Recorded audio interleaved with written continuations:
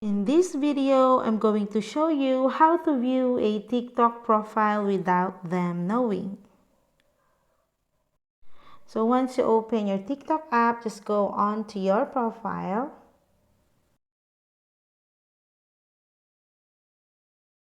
And then click on the footstep icon on the top right. In here, you will see the profile views. So you can see here everybody who viewed your profile. But as for me, I don't have any views right now. So if this setting was on, it also means you can use somebody else's profile, and it means they also got the profile views turned on. So it means they can see if you viewed their profile as well.